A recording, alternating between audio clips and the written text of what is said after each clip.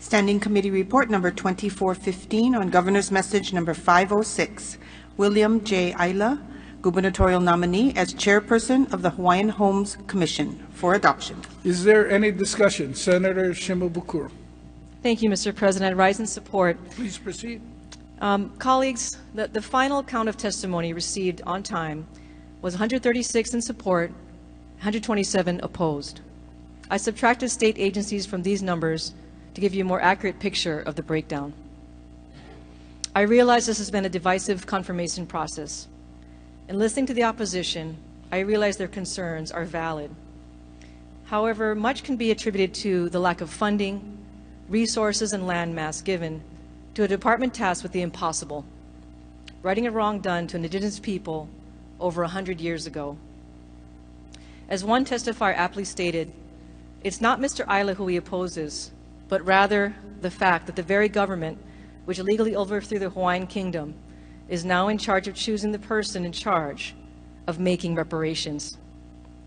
In frustration, he told the committee, if it was me who was appointed, I would oppose myself. Based on my personal knowledge of William Aila's character and longstanding commitment to serving his community, I stand with those who support his confirmation.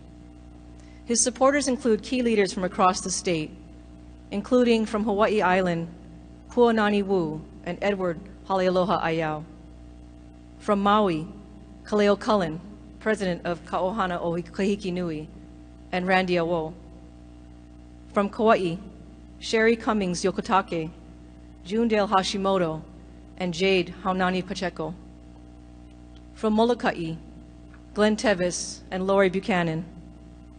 From Urban Oahu, Puni Keikaoha. From Kapolei, Homelani Shadell. From Waianae, Kapua Kili'ikoa Kamai, Charlotte Poi, Poka Lainui, Carl Jennings Sr., Lou Ann Favorito, Dwayne D. Soto, and Eric Enos.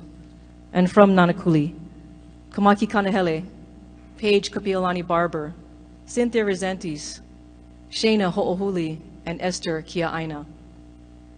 In addition, leaders from the Hawaiian community supported Mr. Aila, including Kali Watson, Dr. Kamana Opono Crab, OHA trustee Haunani Apoliona, Pono Shim, John Moniz, Mahelani Cipher, Lealoha Rocky Kaluhiva, and many others.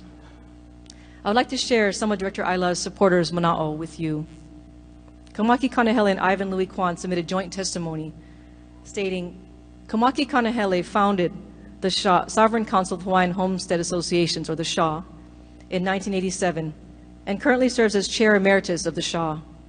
The directors of the Hokupili Foundation are leaders of the Hawaiian Homelands Community Associations in Nanakuli and Waianae. As a beneficiary of the trust and resident in the Hawaiian Homelands community, William is an inspirational role model for our haumana. His exceptional performance in significant leadership positions in the state of Hawaii serves as an inspiration for all beneficiaries of the trust, particularly our young people. He has excellent capacity, is fair and honest, and works with the people. Pono Shim, President and CEO of Oahu Economic Development Board, testified, any leader asked to serve our native Hawaiian community at a governmental level will sit in a seat with a gallery of support and disdain. To carry oneself with a commitment to the appointment of seated responsibilities and to recognize the added silent missing of being a bridge to those in need is crucial for our Hawaii. William is a strong man, and like my identified heroes, he is also a leader with a gentle spirit. He gets the best and most from his staff. He is serving the mission of the Commission, and he has the presence to heal. I ask that he confirm his appointment. Mahialani Cipher and Rocky Kaluhiva testified, the Ko'olau Poko Hawaiian Civic Club and Ko'olau Foundation are two Native Hawaiian community organizations who have a long history of commitment to Hawaiian people. We humbly urge you to vote in favor of the appointments of William Aila and Tyler Gomes as Director and Deputy Director of DHHL. They are a very good combination of experience and new skills that may help to move DHHL forward in the years ahead. Edward Halealoha Ayau testified, despite serious disagreements with what I characterize as his mishandling of the Mauna Kea access road situation by denying beneficiaries such as myself the right of open consultation with the Hawaiian Homes Commission. I nonetheless support his confirmation because I know deep down inside William is a man of integrity. I base this opinion from having worked with him for about 15 years in the care and protection of Iwi Kupuna and Moipu, during which time I came to know his na'au, and he came to know mine.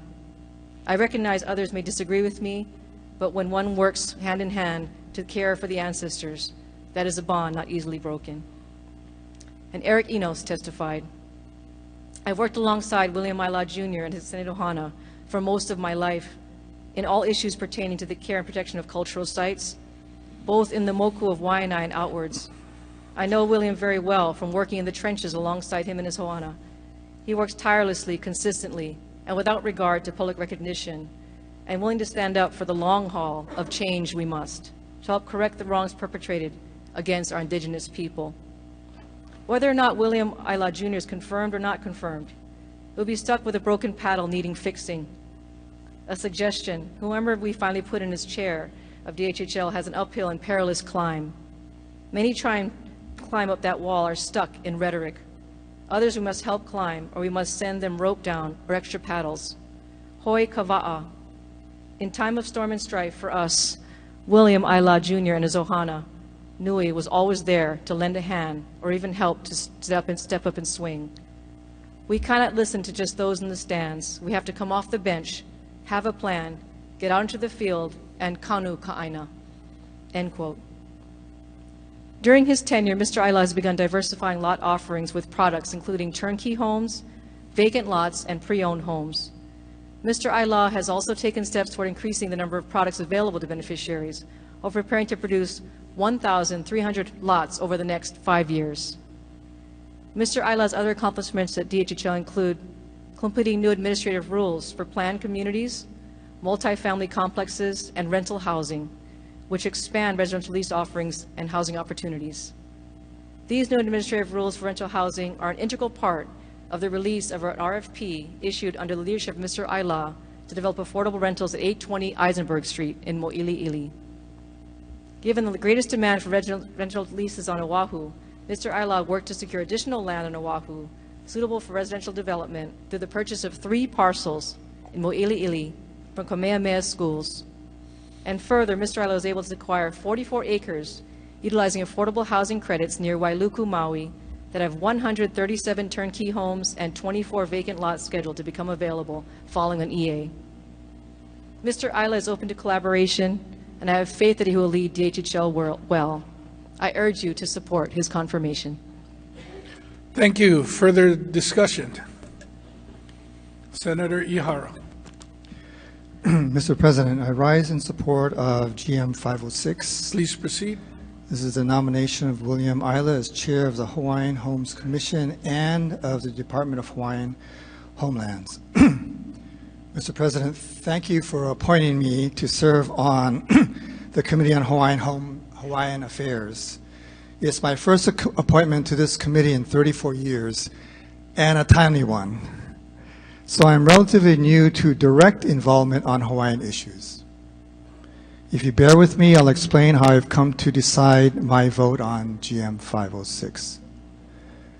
Last year in 2018, I found the Hawaiian Homes confirmation process quite contentious and disturbing to me, and very confusing. It reminded me of the harsh and unforgiving sentiments heard on the national level. Besides my legislative experience, I'm fortunate to have long involvement in the national deliberative democracy field as a trustee of a mid-sized foundation and also as a founder of several community-based nonprofit organizations. We found that today's live TV, national civic education programming, led by our own president and Congress, is all about power and the difference between political values and civic values. In the advice and consent process of nominee Aila, I've learned a lot about power.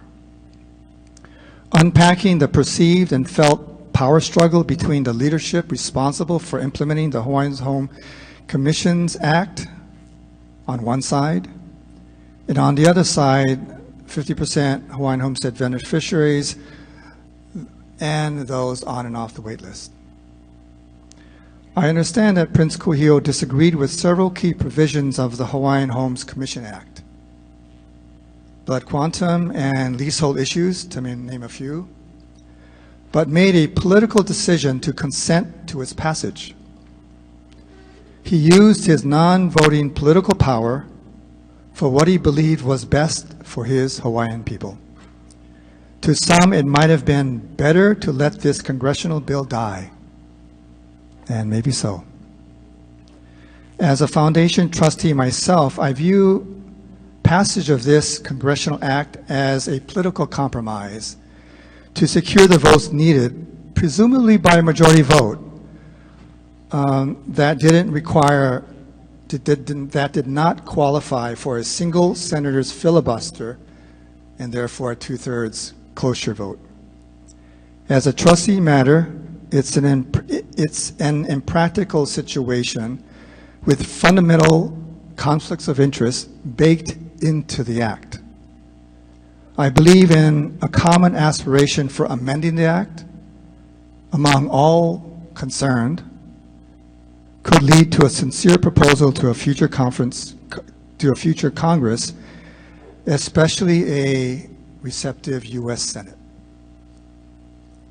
Our federal Constitution sets forth the governing structure for the awesome power of government.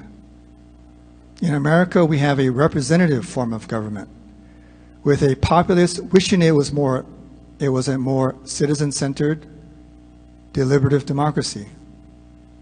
Current U.S. democracy gives we the people the right to elect representatives who are endowed by two very special powers. One, the executive and Congress, or in our case, governors and legislature, have the power to deem what is best for the nation or state. Right or wrong, good or bad, we delegate the power to chart our future to those we elect. The second special power is called ends justifies the means. Within the bounds of the Constitution, our elected leaders can and sometimes must do whatever it takes to accomplish what is deemed best for the people. Combined, these are superpowers that elected officials have to direct the use of government's vast civic resources. While I'm at it, I'll mention the other two civic resource groups in any community. One, tax-exempt financial assets held by the philanthropy community, and the human resources organized by nonprofit organizations. I don't initially count business philanthropy because of its private economic interests, though it often organizes effective civic efforts. I mentioned the three civic sectors because combined they can be trusted to use our community's resources, our civic resources, and power for civic purposes. I call it a civic North Star. Not to be confused with the political North Star of private interest. The nation recently learned that re-election of a public official is a private interest and not a civic purpose.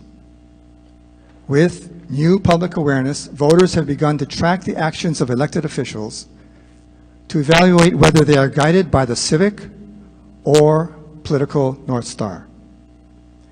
Even when what's deemed good is consistent with our values, there's often controversy over how power is used.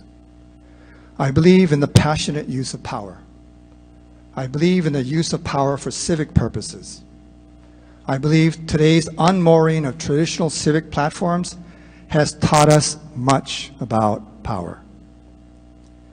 I believe I believe current power holders should own our power, which is awesome, a light for good, but also a source of unintended harms to the lives of individuals caught in the crush. Government has been known, I'll say U.S. government, have been known to have done many bad deeds in our history.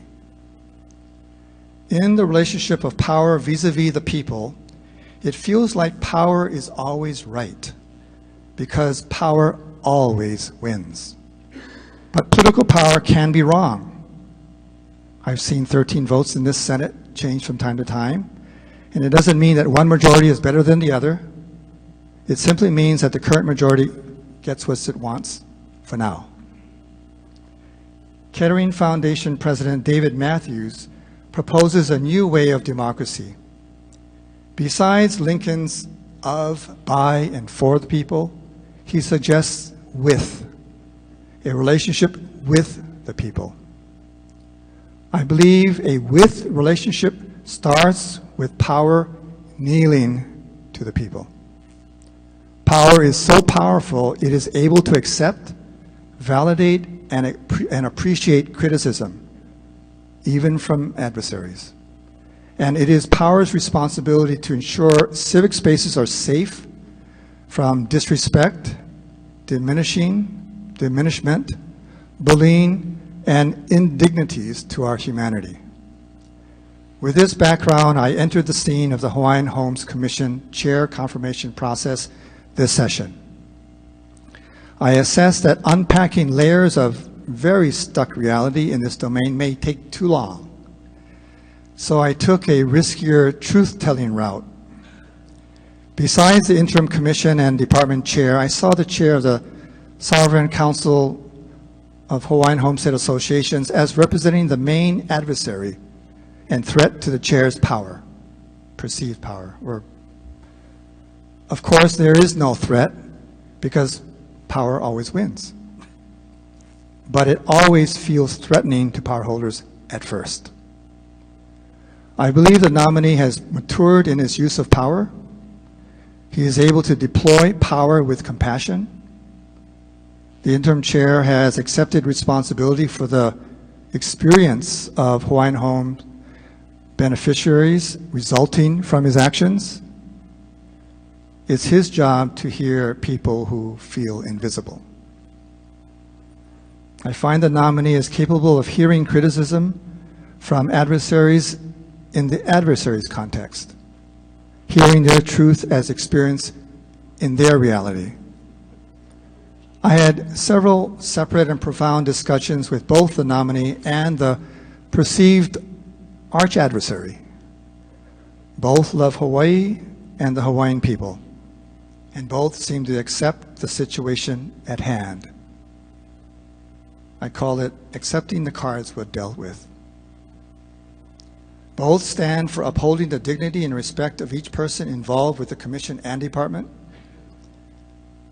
At a dinner 2 weeks ago, the three of us started on a journey of respect that includes vigorous disagreement at times.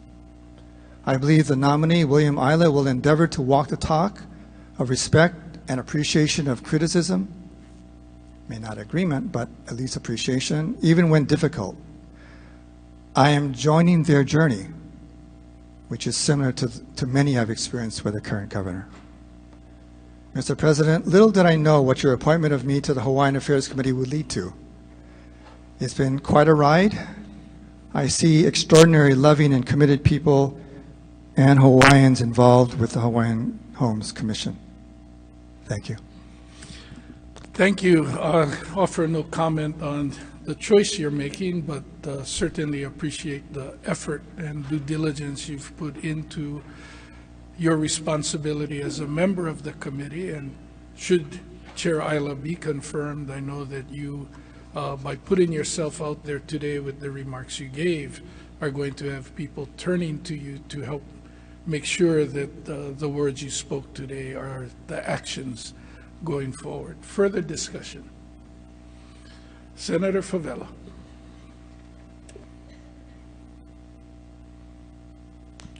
Thank you, Senate President. I rise in opposition. Please proceed. Oh, thank you. I rise in opposition on Governor's message 506. I sat here this morning. I wasn't going to say anything. I rushed in from an event to be here. Wanted to show that Governor's message 507, that I was willing to give Mr. Gomes a chance in his position, doing my research and his capabilities on what he can do, because everybody asks me, if it's not William Aila, who? I understand Mr. Gomes is young, but we need new and different things that we need for our Hawaiian people. Like I said, I wasn't going to get up, but I just want to give a little history lesson, fellow colleagues. Last session, when Joby and Mr. Aila was walking around to get support for the two of them as a team, a lot of people had voiced their opinion to our governor, including myself, and then Joby went away. Then we went proceed into putting Mr. Aila through. And I had talked to some of my colleagues here and my staff that when Mr. Aila get confirmed, he will hire Joby. A lot of senators here, I know you guys had opposition of Joby being the leader of Hawaiian Homes. You guys had issues, and you guys was willing to give Mr. Aila a chance. And so did I, even though I voted no. When she had been hired by that time the deputy or acting director of Hawaiian Homes, it already made my decision from then. We knew the leader of the Hawaiian people, state of Hawaii, was not going to go into the direction that we needed to. And everything fell into place. Instead of he had lead, like how we're hearing today of his great leadership, he did not. He did not lead. He enforced. There's a difference. We heard the word bullying, that leadership and power usually prevail. Well, every single homestead on this island, every single homestead, maybe a few, exception on the homestead, is in opposition to this nominee. We have a lot of people out there voicing their opinion and being opinionated to this nominee. I just said today that, like I said, I came to show my support and my change of heart to Mr. Tyler. But I cannot change my vote and the way I feel today because of what had happened in the last year, or what under the leadership of Mr. Aila. We're not going to blame him for all the things that happened previously, but the proof is in the pudding on what had happened on Mauna Kea. I asked him, before I asked Suzanne Case at the DLNR, and I asked other people that was involved, I asked him point blank, who was responsible for the arrest of the kupuna on Mauna Kea? He said it wasn't him. Took him for his word for it. So again, I approached another person, and that was Suzanne Case.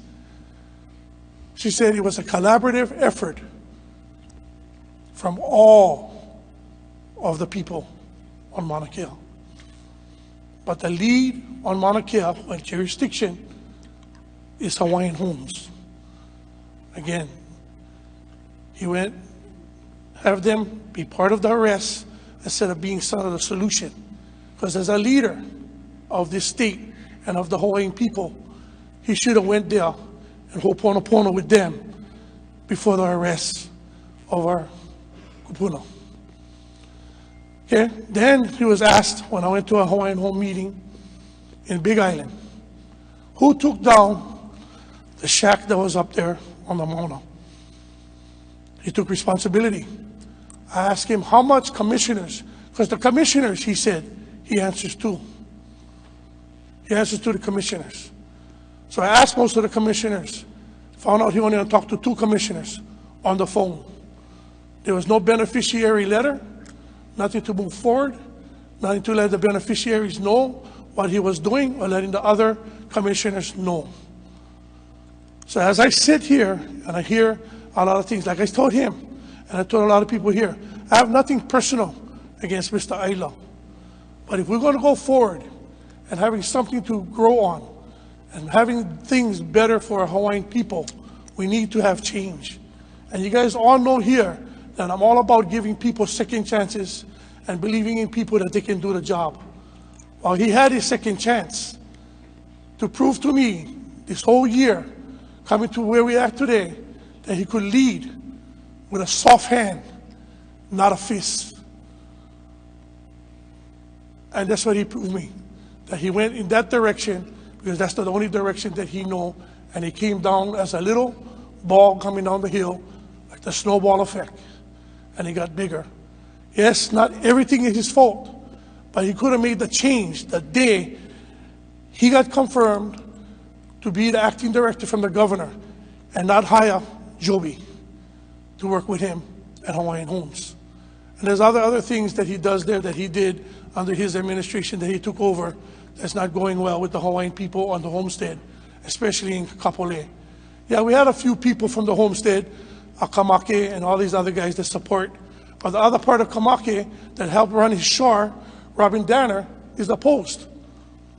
And that's who our senator had dinner with Mr. Aila, because Senator told me that he was going to do that, and he was going to get his purview and do his investigation. And same thing I told all the senators here. But I silently give him a chance, an opportunity to show that he can be that great leader that he was when he was in DLNR, in the beginning of DLNR, and how he used to fight tooth and nail for his Hawaiian people and the land where he lived. So we all know him for that. But things had changed, things went in different directions. I don't know why, I never asked him that point blank. But today, I sit here representing all of my family and all of my Hawaiian community. I cannot sit here and I cannot vote yes for William Aila. So my vote for him will be no today on the floor. I had a lot of other things to say, but because of time, I'm gonna yield myself, Senate President. But I'm just saying I cannot vote no because the proof is in the pudding. If he had just not voted, he never had put Joby in. To me, a lot of them, I had phone calls from you guys, a lot of you guys after he hired Joby, and this is the words exactly was from my fellow senators in these chambers. Wow, it's a slap in all our faces. And I'll leave it at that. Mahalo. Senator Fevella, I have a quick question. Did you have additional written comments that you'd like to submit later to the journal? Yes, sir, I will. Okay, Thank you. so ordered. If you submit the comments, we will add them. Any further discussion? If not, before calling for the vote, Madam Clerk, one housekeeping measure. I need you to check with Senator Shimabukuru's office. In her floor remarks, she identified Esther Kia'aina of Nanakuli. I believe she was talking about Esther Kia'aina of the Waimanalo area, so let's be sure that our record is accurate. When I ask for unanimous consent, anyone indicating a no vote, then you should raise your hand. After we count the no votes, if we have reservations, we will ask for reservations so that everybody is clear with the process. Do we have unanimous consent? Any no vote, please raise your hand. Do we have any reservations? 21 ayes, 3 noes. Thank you. William J. Aila has been confirmed as the chairperson of the Hawaiian Homes Commission. Senator Shimabukuro. Thank you, Mr. President. I'd like to introduce the new chair of the Hawaiian Homes Commission, William J. Aila. Congratulations.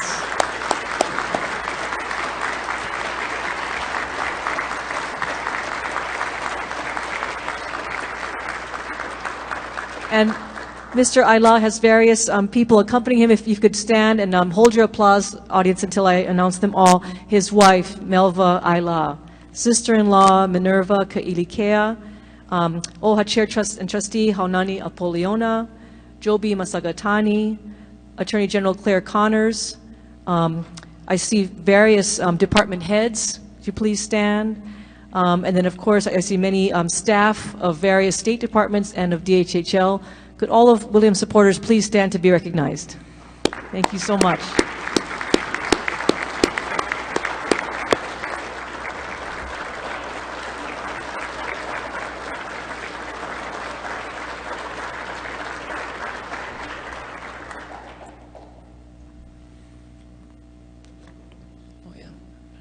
Still waiting for you, Senator Shimabukuro. Yes, okay.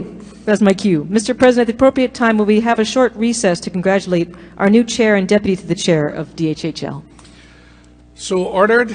If there are no objections at this time, the chair will call for a short recess. To congratulate Mr. Aila and Mr. Gomes and their families, will the Sergeant at Arms please escort them to the Senate floor? Short recess, subject to the call of the chair.